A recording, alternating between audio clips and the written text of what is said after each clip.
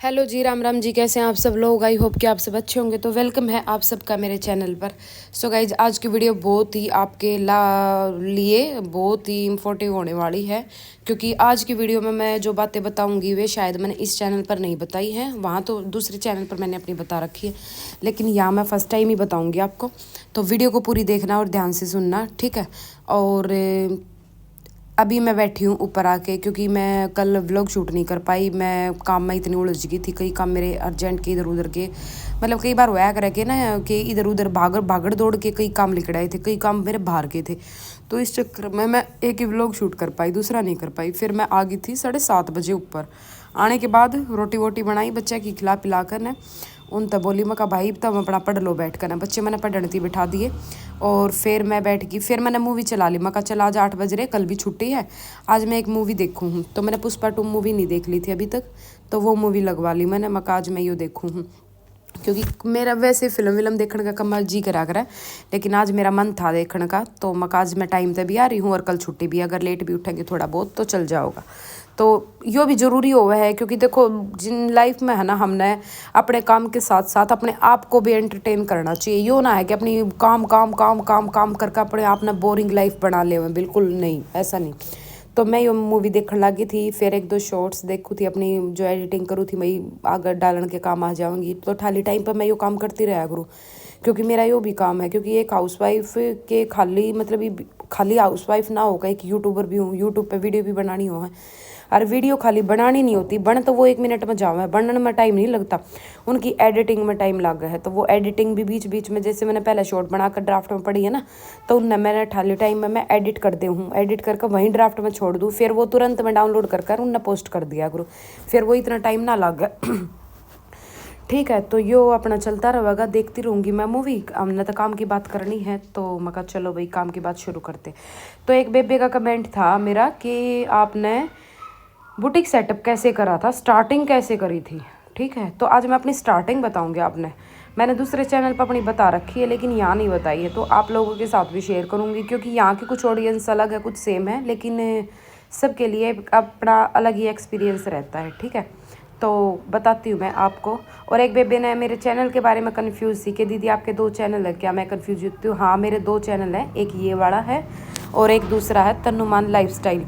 देखो वीडियो दोनों जगह अलग अलग होती है, अगर आप लोग इच्छुक हैं तो वहाँ भी ज्वाइन कर सकते हैं। वहाँ अलग वीडियो डलती है और यहाँ अलग वीडियो डलती है डेली। ठीक है, टॉपिक देखो सेम हो सकते हैं, लेकिन उस टॉपिक में आपको हमेशा अलग अलग बात मिलेंगी। और एक चीज़ का और हमेशा मैं ध्यान रखती हूँ, और बहुत सारे क्या करते हैं ना, थंबनेल पे कुछ डालते हैं और अंदर कुछ मिलता है। मेरी वीडियो में हमेशा आपको जो थंबनेल पे होगा ना वही अंदर मिलेगा। ये नहीं है मैंने थंबनेल पे कुछ डाल दिया और अंदर कुछ डाल दिया। अगर मैं थंबनेल पे कुछ डाल रही हूँ ना, तो उसी टॉपिक पर बात अंदर वीडियो में होंगी। ठीक है, तो इस चीज़ को लेकर आप कभी भी ये मत सोचना कि भाई इनका थंबनेल क्या है और ये क्या है। मेरी उसमें आपको ये चीज़ नहीं मिलेंगी कोई से भी चैनल पर। जो थंबनेल पर लिख दिया ना उसी के बारे, क्योंकि मैं पहले थंबनेल बनाती हूँ। कुछ लोग हैं ना पहले थंबनेल बना देते हैं, लेकिन मैं थंबनेल बाद में बनाती हूँ। पहले मैं अपनी वीडियो एडिटिंग करती हूँ, फिर मैं देखती हूँ कि मैंने वीडियो में किस टॉपिक, मुझे अभी पता भी नहीं कि मैं थंबनेल क्या बनाऊँगी, लेकिन मैं अभी अपना काम कर रही हूँ, अपनी वीडियो बना रही हूँ। उसके बाद मैं ये देखूँगी कि मेरी वीडियो में क्या टॉपिक था, उसी टॉपिक का मैं फिर थंबनेल डालती हूँ।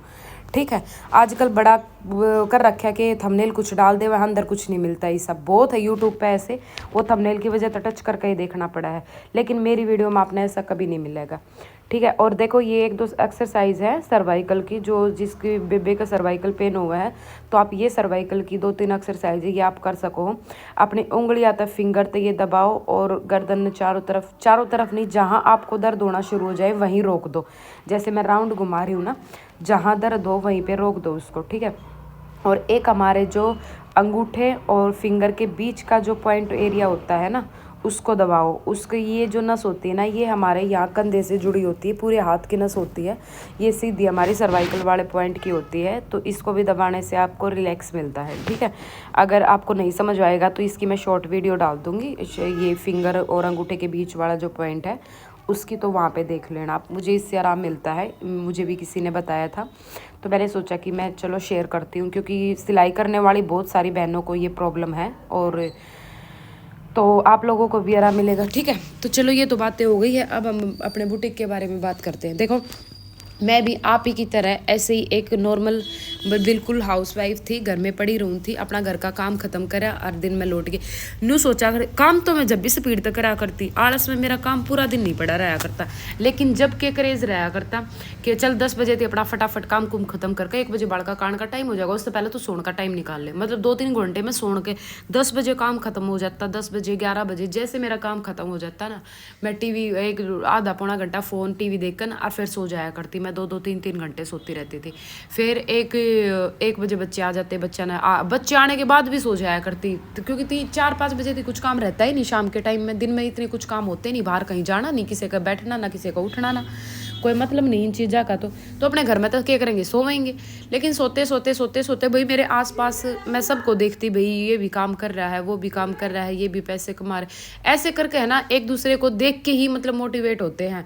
ये तब नु सोचो यार ज्ञान पहले ना आ जाओ, लेकिन हमारा यो ज्ञान है ना, तब नु सोच कर देखो, अगर 50 बंदे इस वीडियो ने देख रहे हैं ना, 50 में अगर 2 या कभी समझ में आकर, अगर 2 भी इन बातें ना सुनकर ना काम शुरू कर ले ना, तो भाई मेरी तो वीडियो बनानी सक्सेस हो जावा है। फिर मैंने कोई फर्क ना पड़ता कि कोई मैंने न्यू कवा है ज्ञान देवे, तो भाई ज्ञान अगर किसी का काम आता हो ना तो दे देना चाहिए, ठीक है। और मैंने तो लग गया कि भाई मेरी वीडियो देखकर बहुत सारी बहन ने शुरू करा भी है, आलस उनका कम होया भी है, और वो कोशिश भी कर रही है। अगर किसी ने नहीं करा है तो कोशिश कर भी रही है, तो बहुत अच्छी बात है। और मैं इस बात पर बहुत खुश हूँ। अगर मेरे वीडियो, क्योंकि मैं इसी पर काम करूँ हूँ जिस पर मैंने ज़रूरत है कि भाई किसी ने अगर हम मोटिवेट कर सके हैं और कोई होकर ना काम शुरू करना चाह रहा है, तो इसमें क्या गलत है? बिल्कुल भी गलत नहीं है, ठीक है। हम अपना काम कर रहे हैं, आप अपना काम करो। और रही बात कि भाई देखो, आपने बुटीक सेटअप करना है ना, तो सबसे पहला तो अपने आप पे खुद पर स्टैंड लेकर ना करना होगा। आप न्यू मत बाट देखो मेरा हस्बैंड मेरा साथ देगा, मेरी सास मेरा साथ देगा। शुरुआत में है ना कोई साथ नहीं देता है। हाँ, आगे चलकर जब आप थोड़ा लाइन पर लाग जाओगे ना, हाँ भैया करने लाग रही, उस टाइम पर आपका सारा परिवार आपका साथ देगा। लेकिन शुरुआती दौर में कोई भी साथ नहीं देगा। वो क्यों नहीं देगा? क्योंकि उन्हें आप पर भरोसा ही नहीं होगा कि आप ये काम कर भी सको। वे तो नहीं वो कहेंगे ना कुछ ना चल को ना छोड़ ना तू, हम बै तो मेरा ना के करेगी। क्योंकि मैंने खुद ये बात सुनी थी। मेरी सासू ने खुद मेरे तनु कही थी कि ना को ना चल है यार, नरे बुटीक हो रही है, नरी दुनिया बुटीक खोले बैठी है। मेरे हस्बैंड ने नू कही थी हाँ तू तो मेरा ना के रांद काटेगी, बैठी रह पड़ी रह तू आराम से। तो ये चीज़ मतलब मैंने एक बार तो सोची, मैं कहा ठीक है। लेकिन फिर होया कर ना कि इधर उधर तक कुछ बात करना आवा है, जब न्यू सुना है कि भाई मतलब एक, चलो मैं आपने पूरी डिटेल में ही बताऊँ, वीडियो भले ही लंबी हो जाओ लेकिन आप पूरी डिटेल में ही सुनना। एक बार क्या हुआ है, मैं किसी अपने रिलेटिव तो बात करने लग रही हूँ, और वो जो मेरे रिलेटिव थे वो मेरे भाई लगे थे, और उसके थी कैंसर की प्रॉब्लम, ठीक है। तो कैंसर वाला था। अब कैंसर वाले का सब ना पता रहा है कि भाई यो कितने दिन का है, उसकी ज़िंदगी कितने दिन की नहीं है, कुछ नहीं पता होता है ना। तो उसकी जो बहू थी और नादान था, और वह भी नादान थी। तो हमने सोची मैं इसका केरा होगा अगर चल कर, अगर भगवान ना करे इसका कुछ हो जावे। तो हम आपस में नू डिस्कस कर रहे थे उस चीज़ में लेकर ना, वह बात मेरे दिमाग में घर इतनी कर गई कि भगवान, मतलब वो इतना हट्टा कट्टा इतना अच्छा मतलब सही सलामत था, अरे एकदम तो उसका यह बीमारी लग गई है, ठीक है। मैं उसने न्यू सलाह देने लग रही, भाई इसने कुछ कर लेना चाहिए, भाई कुछ भी कर ले, सिलाई बुटीक कर ले है, पार्लर का खोल ले है, क्योंकि उसने पार्लर भी सीख रखा था। तो मैं कही कुछ ना कुछ तो कर ले है, आगे चल के इसने दिक्कत तो ना होएगी। तो यह चीज़ सोचते सोचते मैंने उनके बाद फ़ोन कर दिया बंद। और फिर मेरे दिमाग में नू आया, मैं मतलब पूरी 2 फेरी उस दिन सोई नहीं, नू सोचती रही कि भगवान ना करे इन फ्यूचर तेरी गला कुछ ऐसा हो जाए। क्योंकि देखो दूसरे के दर्द ना हम जब अपने पर लेवा है ना, जब चीज़ ना समझ में आया करे, जब चीज़ समझ में आया करे हमारे, है ना। तो मैंने सोचू मैं कहा अगर इन फ्यूचर कुछ तेरी गला ऐसा हो गया तो तेरा केरा होगा, केरा तेरे बाड़का का होगा। जब मैंने मतलब नू सोची थी कि भाई नहीं तने ठाली नहीं रहना, तने कुछ ना कुछ करना है, चाहे मैं कुछ भी करूँ। तो सिलाई का टैलेंट मेरे अंदर था, और मेरे अंदर ऐसा कोई टैलेंट है नहीं, ठीक है। उस टाइम पर मैं सोशल मीडिया पर नहीं थी जब मैंने बुटीक करा था। बुटीक करने के बाद ही मैं हाँ सोशल मीडिया पर मैं बाद में आई हूँ, पहले मैंने बुटीक कर लिया था, सही बात है। इंस्टाग्राम पर ऐसे ही प्राइवेट कुछ वीडियो डाल दी। यूट्यूब पर मैं बाद में आई हूँ, ठीक है। बुटीक करे मैंने 2 साल हो गए हैं, और यूट्यूब मैंने 1 साल होया है इसमें दिसंबर में। तो बुटीक मैंने पहले कर लिया था, ठीक है। फिर उसके बाद मैंने सोची कि भाई हाँ कुछ करना है। मैंने अपनी सासू से बात करी, मेरी सासू ने यह कही कि ना चले बुटीक। मैं बोली मैं उन तो सलाह दूँ थी कि भाई वो टेलर बिठा ले होगी, अपना बुटीक कर ले होगी, नू कर ले। लेकिन यह बात मेरे दिमाग में बैठ गई। हमारे नीचे दुकान खाली पड़ी थी, उसमें एक ठेका रखा था गेहूं का, और साइकिल वाइकल स्कूटी वगैरह खड़ी कर दिया करते हम, जिसमें ही मेरा बुटीक है। मैंने मम्मी तक कही, मैं कहा मम्मी मैं न्यू बुटीक कर लूँ और भाई टेलर बिठा लूँगी। बोली ना को ना चाला नू करके को ना।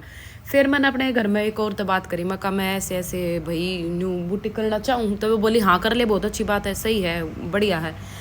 तो फिर मैंने मतलब अपने हस्बैंड तक पूछी, मेरे हस्बैंड बोले नहीं तो नीचे कुछ नहीं करना है। ऊपर पहले मैंने नहीं सोची थी कि मैं बाहर बुटीक करूँगी, सब तो पहले घर में नहीं सोची थी मैं बाहर बुटीक करूँगी, क्योंकि मेरे गांव में जो थे बुटीक घने थे, लेकिन आसपास के 1-2 गांव थे वहाँ पर बुटीक नहीं थे, तो मैंने सोची वहाँ करूँगी। तो मेरे हस्बैंड ने मेरे से एक बात कही, अपने घर में रहकर कुछ भी कर ले लेकिन बाहर नहीं जाओगे।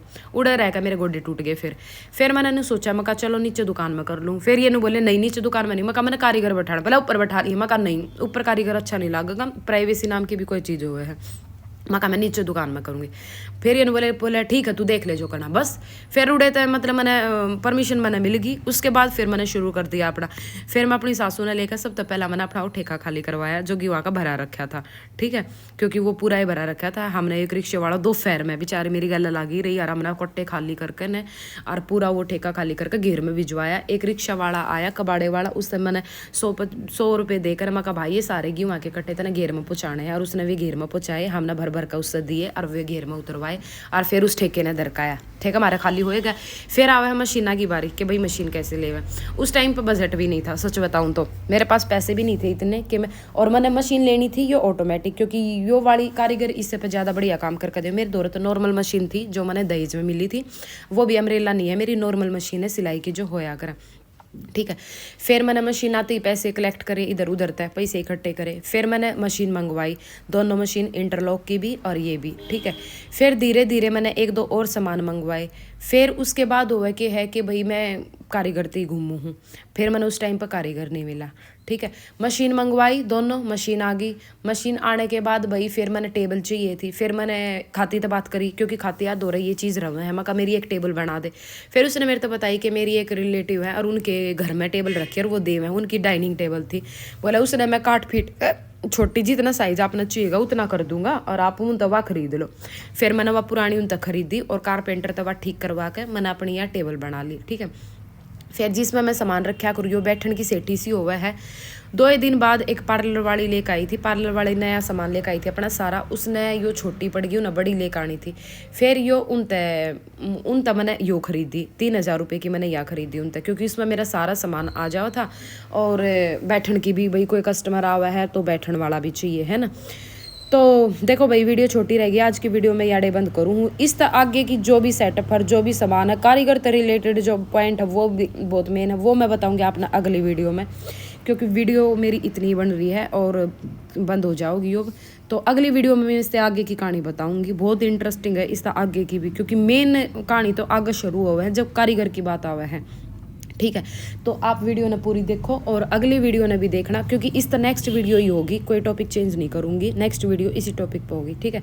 तो लाइक कर दियो और चैनल नए हो तो सब्सक्राइब जरूर करना। इस तरह आगे की स्टोरी भी बताऊँगी मैं क्या होया था और कैसे मैंने फिर कारीगर ना रख के खुद काम शुरू करा था, और कितना कॉन्फिडेंस और कितनी मैंने उस टाइम पर सिलाई आवा थी और आज मैंने कितनी सिलाई आवा है, ये सारी चीज़ें बताऊँगी मैं, ठीक है। तो मिलते हैं नेक्स्ट